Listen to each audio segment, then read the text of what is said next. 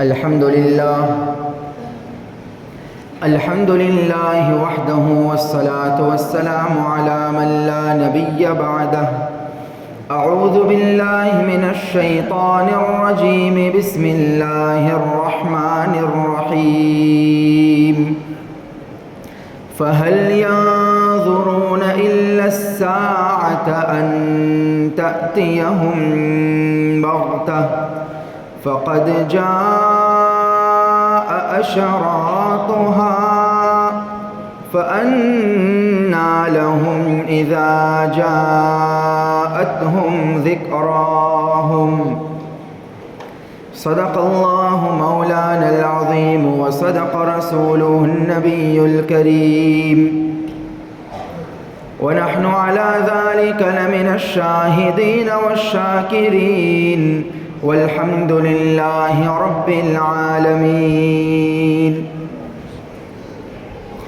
پیارے بھائیوں، دوستوں، محترم بزرگوں،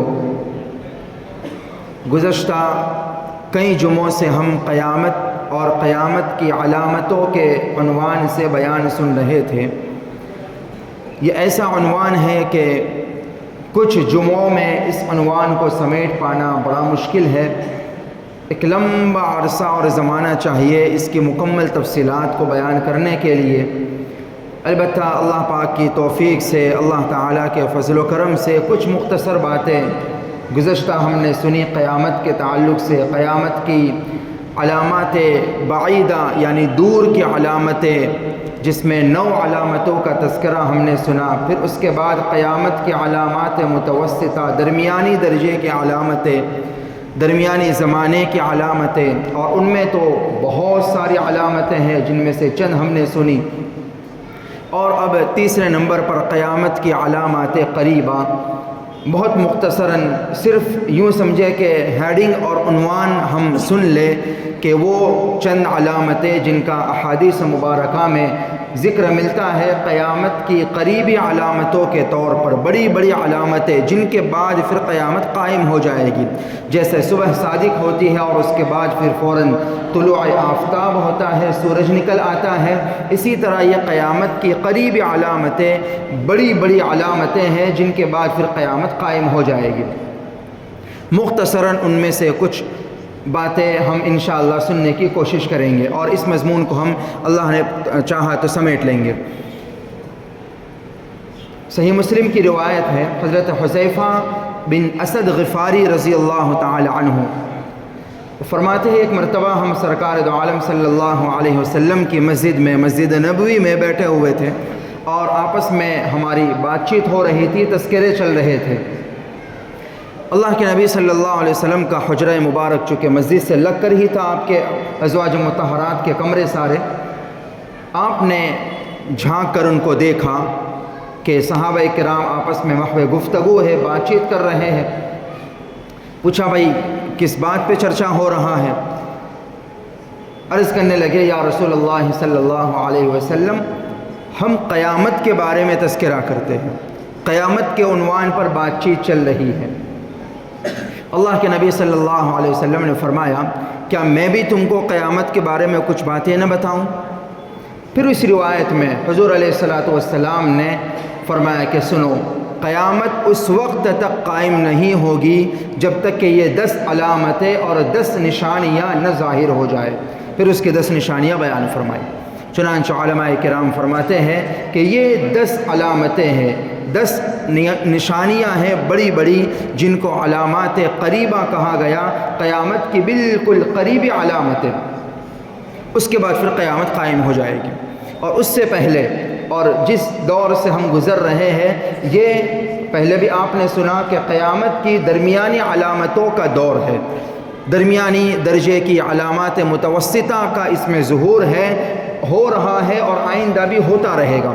پھر اس کے بعد جب قیامت کی قریبی علامتوں میں سب سے پہلے علامت علماء نے جو ذکر فرمائی وہ ہے ظہور مہدی. حضرت مہدی کا ظہور ہوگا. اس زمانے تک یہ چھوٹی چھوٹی علامتیں، الگ الگ فتنے اور فتنوں کی الگ الگ شکلیں ظاہر ہوتی رہے گی. پھر جب اللہ کو منظور ہوگا، کب منظور ہے اور کب یہ کام ہوگا، ظہور مہدی کب ہوگا، قیامت کی بڑی علامتوں میں سے یہ پہلے علامت کب ظاہر ہوگی، اس کا یقینی علم بھی سوائے رب العالمین کے کسی کے پاس نہیں۔ آج کل تو یہ مارکیٹ میں بہت چلتا ہے کہ 2024 کو آئیں گے، 2025 کو آئیں گے، 27 کو آئیں گے۔ یقینی طور سے ہم کچھ نہیں کہہ سکتے، یہ علم صرف اللہ، اور اس کے بارے میں بحث میں پڑھنے کی کوئی ضرورت نہیں ہے، ہم بس تیاری کریں۔ ہمارا کام یہ ہے اپنے ایمان اور اعمال کی فکر کرتے رہے، اور اس طرح کی چیزوں میں اور بیجا بحثوں میں پڑھنے کی ضرورت نہیں ہے۔ حضرت مہدی کا ظہور ہوگا، اس کے بارے میں احادیث مبارکہ میں کافی ایسی تفصیلات ہیں کہ علماء نے مستقل 200-300 صفحے کی کتابیں لکھی ہے، تو ظاہر ہے اس کو ایک ہیڈنگ کے طور پر مختصراً ہم سنیں گے تو وہ تفصیلات تو ممکن ہی نہیں بیان کی جائے۔ پہلے کچھ حالات عرب کے خراب ہوں گے، حکمران کے وہاں کا انتقال ہوگا، اور پھر لوگ حکمران کی تلاش میں ہوں گے، نظر انتخاب حضرت مہدی پر پڑے گی، تو وہ بچتے بچاتے وہاں سے نکل کر مدینہ طیبہ میں آپ کی پیدائش ہوئی ہوگی، وہاں سے نکل کر مکہ مکرمہ تشریف لے جائیں گے، اور پھر وہاں مقام ابراہیم اور مقام ابراہیم اور حجر اسود کے درمیان چند اللہ والے ہوں گے جو ان کو پہچان لیں گے، ان کے ہاتھ پر بیعت فرما لیں گے، اور پھر وہاں سے سلسلہ آگے بڑھے گا اور ان کو خلیفۃ المسلمین مقرر کر دیا جائے گا۔ ان کے بارے میں اللہ کے نبی صلی اللہ علیہ وسلم نے یہ فرمایا کہ مہدی میرے خاندان سے ہوں گے۔ علماء فرماتے ہیں کہ ان کے والد کا خاندان حسنی ہوگا، یعنی والد کے سلسلے میں والد کے تعلق سے حضرت حسن رضی اللہ عنہ کے خاندان سے، اور والدہ کے سلسلے میں حضرت حسین رضی اللہ عنہ کے خاندان سے ہوں گے، نجیب الطرفین ہوں گے، حسنی بھی ہوں گے، حسینی بھی ہوں گے۔ آقا علیہ السلام نے فرمایا ان کا نام بھی میرے نام کی طرح، ان کے والدین کا نام بھی میرے والدین کے نام کی طرح، محمد نام ہوگا، ابا کا نام عبداللہ، امی کا نام آمینہ ہوگا، اور ظاہر ہاشمی خاندان اور ہاشمی گھرانے سے ہوں گے۔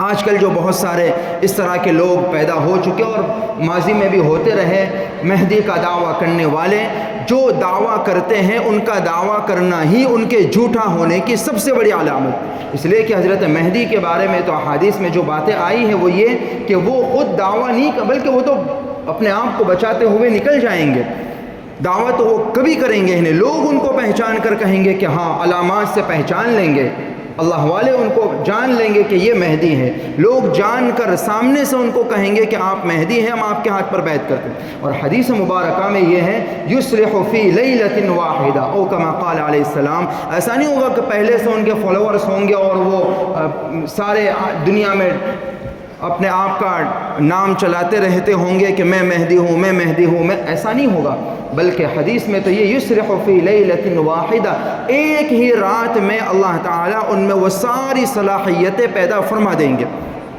اس سے پہلے، یہاں تک کہ اس سے پہلے خود ان کو بھی نہیں معلوم ہوگا کہ میں ہی مہدی بننے والا ہوں،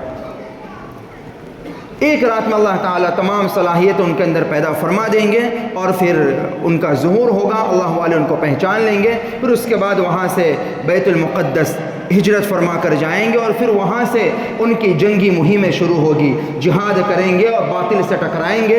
اور اس میں روایت میں یہ بھی ہے کہ خراسان کا لشکر جس میں علماء کرام نے ایران اور افغان وغیرہ کو شامل کیا ہے، وہاں کے لشکر جا کر ان سے ملیں گے اور اہل حق اہل باطل سے مقابلہ کریں گے۔ 40 سال کی عمر میں خلافت کا اعلان ہوگا، ان کے 7 سال کے بعد پھر دوسری علامت خروج دجال کا خروج ہوگا، دجال نکلے گا، یہودیوں میں سے ایک شخص ہوگا، ابھی بھی وہ ہے، اور روایت میں جساسہ کا واقعہ مشکات وغیرہ کی روایت میں ملتا ہے کہ ایک صحابی حضرت تمیم داری رضی اللہ عنہ غالباً وہ کسی جگہ تشریف لے گئے تھے سمندری سفر میں، اور پھر ان کی ملاقات ہوئی تھی، بڑا تفصیل وہ بھی واقعہ ہے، اللہ نے چاہا تو کبھی درس حدیث میں انشاءاللہ ہم کوشش کریں گے اس کو پیش کیا جائے۔ تو انہوں نے وہاں ملاقات بھی کی تھی دجال سے، پھر آ کر اللہ کے نبی صلی اللہ علیہ وسلم کی خدمت میں اپنا پورا سفر نامہ پیش کیا اور دجال سے ملاقات کا تذکرہ کیا، وہ ساری تفصیلات بھی ہے۔ خلاصہ یہ کہ دجال کا وجود ہو دجال ابھی بھی پیدا کیا جا چکا ہے، اللہ نے اس کو مخفی رکھا ہے، پھر اس کا خروج ہوگا، اور پھر حضرت عیسیٰ علیہ السلام کا اس کے بعد میں نزول ہوگا۔ تیسرے نمبر کی علامت حضرت عیسیٰ علیہ السلام کا نزول ہوگا. چونکہ حضرت عیسیٰ علیہ السلام تو آج بھی زندہ ہے، آسمانوں پر اللہ نے ان کو اٹھا لیا ہے. بل رفعہ اللہ الیہ، اللہ نے ان کو آسمانوں پر اٹھایا ہے. اور صحیح احادیث مبارکہ میں یہ بات ملتی ہے کہ ان کا نزول ہوگا قیامت سے پہلے وہ دنیا میں تشریف لائیں گے، اور پھر وہ اور حضرت مہدی یہ دونوں مل کر، اور ان کے ساتھ میں اسلامی لشکر ہوگا، وہ مل کر مقام لد کے قریب دجال کا خاتمہ کریں گے. دجال کے بارے میں آقا نے فرمایا کہ ساری دنیا کا چکر لگائے گا، کوئی گھر کوئی چھت باقی نہیں رہے گی، کوئی محلہ کوئی گلی باقی نہیں، سب جگہ وہ چکر لگائے گا. اور روایات میں اس کے تعلق سے بڑی تفصیلات بھی آقا نے بیان فرمائی کہ اس امت کا بلکہ پوری انسانیت کا سب سے بڑا فتنہ اگر کوئی ہے تو وہ دجالی فتنہ ہوگا. اور یہ بھی کہا گیا روایت میں، بعض روایت ابو داؤد کی غالباً روایت میں یہ بھی آیا کہ اس کی تانک جھانک میں جستجو میں اس کو دیکھنے کے لیے بھی نہ جایا جائے. جو یہ دیکھنے کے لیے چلو ذرا دیکھے کہ کیسا ہے کیا ہے، وہ کوئی دیکھنے بھی جائے گا، جستجو میں بھی اگر نکلے گا تو وہ بھی اس کے شعبدہ بازیوں کو دیکھ کر اور اس کی جعل سازیوں کو، اس کی دجالی فتنوں کو دیکھ کر وہ بھی اس کے دام میں پھنس جائے گا اور اس کے فتنے میں مبتلا ہو جائے گا. اسی لیے حدیث مبارکہ میں ہر جمعہ کو سورہ کہف کی تلاوت کی ترغیب دلائی گئی کہ ہر جمعہ کو سورہ کہف کی تلاوت کی جائے. ایک عمومی ماحول ہمارے گھر کا ہونا چاہیے، ہر بچہ، ہر گھر کا فرد، ہر ممبر، مرد و خواتین، بوڑھے، سارے کے سارے سورہ کہف کی تلاوت ہر جمعہ کو کر لیا کرے. جمعرات کی مغرب سے لے کر جمعہ کی مغرب تک میں کسی بھی وقت سورہ کہف کی ضرور تلاوت کر لیں، یا کم سے کم یہ بھی کرے کہ روزانہ سورہ کہف کی شروع کی 10 آیتیں اور آخری 10 آیتیں پڑھ لیا کرے. چونکہ بڑا سنگین فتنہ ہوگا. یہ جو فتنہ ہم دیکھ رہے ہیں اس زمانے میں، یہ تو کچھ بھی نہیں ہو اس کے مقابلے میں. اللہ ہم سب کی، ہماری آنے والی نسلوں کی حفاظت فرمائے، آمین. تو ایک ماحول یہ بنائے گھر میں کہ سورہ کہف ہر جمعہ کو ضرور تلاوت کی جائے. حدیث میں اللہ کے نبی صلی اللہ علیہ وسلم کا فرمان مبارک ہے، اس کی برکت سے اللہ تعالیٰ دجالی فتنے سے حفاظت فرمائے گا. ساری دنیا کا چکر لگائے گا، البتہ مکہ مدینہ بیت المقدس میں داخل نہیں ہو سکے گا. بالآخر حضرت عیسیٰ علیہ السلام اس کو قتل کر ڈالیں گے. پھر اس کے بعد نمبر 4 پر چوتھی علامت کے طور پر یاجوج ماجوج کا خروج ہوگا. اس کے تعلق سے بھی کافی تفصیلات ہیں. کچھ مختصراً رمضان المبارک کی تفسیر میں سورہ کہف میں ہم نے کچھ مختصراً باتیں سننے کی کوشش کی تھی. یہ بھی ایک قوم ہے، بعضوں نے چائنا اور رشیا وغیرہ کی قوم کو بھی اس کا مصداق ٹھہرایا ہے. بعضوں نے کہا کہ کسی گمنام جگہ پر سد سکندری کے پیچھے ان کو چھپا دیا گیا ہے. اللہ کے حکم سے وہ قیامت سے پہلے ظاہر ہوں گے، اور پھر ان کا بھی مقابلہ تو نہیں کر پایا جائے گا.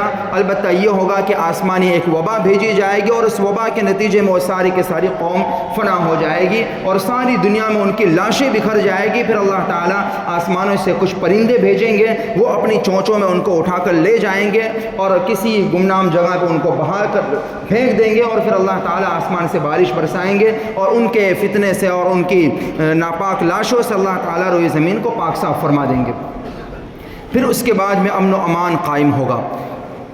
40 سال تک حضرت عیسیٰ علیہ السلام بھی دنیا میں تشریف فرما ہوں گے. صلیب کو، خنزیر کو، عیسائیت کو حضرت عیسیٰ علیہ السلام ختم فرما دیں گے. یہودیت بھی ختم ہو جائے گی، اور پھر وہ دور آئے گا کہ سارے عالم میں صرف اور صرف مسلمانوں ہی کا غلبہ ہوگا.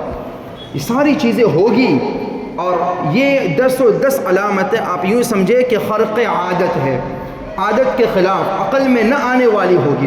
لیکن ہمارے آقا نے فرمایا ہے، اس لیے ہمارا ایمان 100% سے بھی زیادہ ہونا چاہیے کہ ضرور ہوگا. اس لیے کہ اس سے پہلے کی جو علامتیں، قیامت کی علامتیں بعیدہ متوسطہ جو آپ نے مختصراً سنی، آپ نے دیکھا کہ وہ ساری علامتیں جو 1500 سال پہلے آقا فرما گئے تھے، ہم اپنی آنکھوں سے دیکھ رہے ہیں. وہ ساری علامتیں تو ظاہر ہوتی ہوئی اپنی آنکھوں سے ابھی بھی دیکھ رہے ہیں. تو جیسے وہ ہو چکی پوری، یہ بھی یقیناً پوری ہوگی انشاءاللہ. اس کے بعد نمبر 5 پر ایک دھواں نکلے گا، اور سارے مشرق و مغرب، زمین و آسمان کو وہ گھیر لے گا.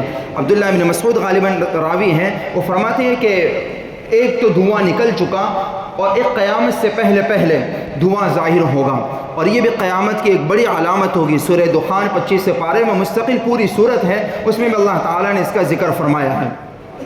نمبر 6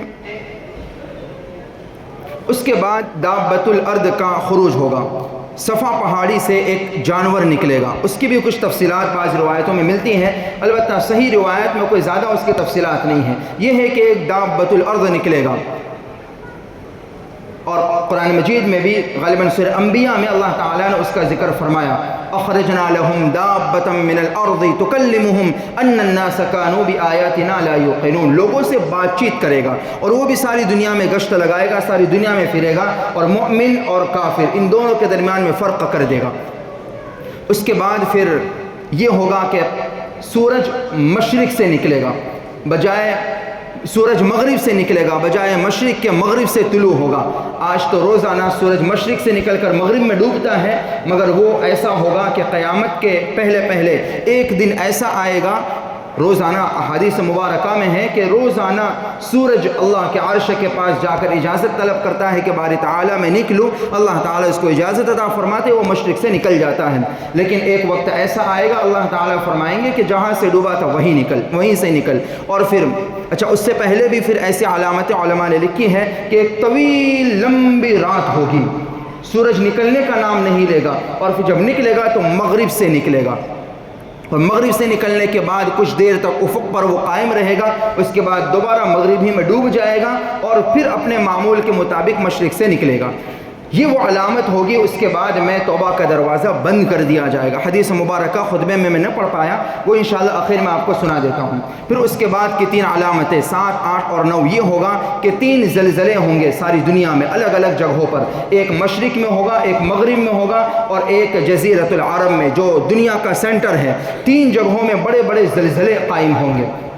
اور اس کے بعد میں آخری علامت یہ ہوگی کہ یمن کے شہر عدن سے ایک آگ نکلے گی، اور وہ آگ ایسی بھیانک ہوگی کہ سارے روئے زمین پر پھیل جائے گی، اور لوگوں کو وہ آگ ہکاتے ہوئے ارض محشر میں یعنی ملک شام میں اکٹھا کر دے گی۔ ملک شام میں جہاں پر قیامت کا میدان قائم ہوگا، عرفات کے میدان میں قیامت قائم نہیں ہوگی، غلط فہمی ہے لوگوں کو، اصل ارض محشر قیامت کا میدان ملک شام بنے گی، وہاں ساری انسانیت کو جمع کر دیا جائے، اور پھر اس کے بعد میں قیامت کے اور آثار پھر قائم ہوں گے۔ اس کے کچھ وقت کے بعد میں پھر آہستہ آہستہ سارے ایمان والے ختم ہو جائیں گے، صرف شرار الناس باقی رہیں گے، کافر اور نافرمان لوگ باقی رہیں گے، انہی پر قیامت قائم ہو جائے گی۔ اس کی بھی پھر لمبی تفصیلات ہے، کس طرح قیامت آئے گی، پہلا سور، پھر اس کے بعد کیا ہوگا، پھر دوسرا سور، پھر کیا ہوگا، پھر قیامت کا میدان، اور پھر حساب و کتاب، پھر جنت اور جہنم، وہ ساری تفصیلات ہیں۔ اللہ نے چاہا تو انشاءاللہ پھر کبھی سنیں گے۔ حدیث مبارکہ اللہ کے نبی صلی اللہ علیہ وسلم کا فرمان، مسلم شریف کی روایت ہے، یہ اصل ہم اس کو سمجھنے کی کوشش کریں، اس پر عمل کرنے کی کوشش فرمائے۔ ان اللہ عز وجل یبسط یدہ باللیل لیتوب مسیء النہار ویبسط یدہ بالنہار لیتوب مسیء اللیل۔ آقا علیہ السلام نے فرمایا کہ اللہ سبحانہ وتعالی روزانہ رات میں اپنے ہاتھوں کو پھیلاتے ہیں۔ وہ اللہ کیسے پھیلاتے ہیں؟ کما یلیق بجلال وجہہ، اللہ کی شان کے مطابق۔ اللہ تعالیٰ کی رحمت مطلب یہ ہے کہ متوجہ ہوتی ہے روزانہ رات میں، اور اللہ تعالیٰ کی رحمت ندا لگاتی ہے تاکہ بندے جو دن بھر میں گناہ کر کے رہے ہو وہ رات میں آ کر توبہ کر لیں۔ وَيَبْسُطُ يَدَهُ بِالنَّهَارِ لِيَتُوبَ مُسِيءُ اللَّيْلِ، اور اسی طرح اللہ کی رحمت روزانہ دن کے وقت میں ہاتھ پھیلاتی ہے، گنہگاروں کو بلاتی ہے تاکہ رات بھر کے گنہگار اور عیاشی میں پڑے ہوئے اللہ سے سچی پکی توبہ کر لے۔ یہ روزانہ ہوتا ہے، روزانہ اللہ کی رحمت گنہگاروں کو بلاتی ہے تاکہ لوگ گناہوں سے توبہ کر لیں۔ آقا نے فرمایا حتی تطلع الشمس من مغربها، یہ سلسلہ برابر اس وقت تک جاری و ساری رہے گا جب تک کہ سورج مغرب سے نہ نکل جائے۔ جب سورج مغرب سے نکل جائے گا اس کے بعد پھر یہ دروازہ توبہ کا بند کر دیا جائے گا۔ پھر اس کے بعد کوئی توبہ کرنا چاہے، ایمان قبول کرنا چاہے، اس کا ایمان، اس کی توبہ قابل قبول نہیں کی جائے گی۔ اس لیے میرے بھائیوں، حالات تو بگڑتے رہتے ہیں، اور بھی ہو سکتا ہے بگڑتے رہیں، اور ہمیں بس اپنا جائزہ لینا چاہیے، اپنے گناہوں کی توبہ کرنی چاہیے، اللہ کی رحمت میں آ جائے۔ یہی واحد حل ہے فتنوں کے دور کا۔ ففروا الی اللہ، ففروا الی اللہ، لوٹ آؤ اللہ کی طرف، اللہ کی نافرمانی سے اللہ کی فرما برداری کی طرف آ جاؤ، کفر و شرک سے ایمان کی طرف، معصیت سے گناہوں سے نیکیوں کی طرف آ جائے۔ بہت سارے گناہ ہم سے ہوتے ہیں، ہم خود اپنا انالیسس کرے، جائزہ لے کہ یہ بڑا گناہ انشاءاللہ میں چھوڑ دوں گا۔ آہستہ آہستہ جو بڑے بڑے گناہ ہم سے ہوتے ہیں وہ آہستہ آہستہ چھوڑنے کی کوشش کرے، اللہ کی رحمت کی طرف آ جائے۔ یہی ایک واحد حل ہے فتنوں کے دور میں اپنے ایمان و اعمال کی حفاظت کا۔ اللہ تعالی ہم تمام کو عمل کی توفیق عطا فرمائے، آمین۔ وآخر دعوانا ان الحمد للہ رب العالمین۔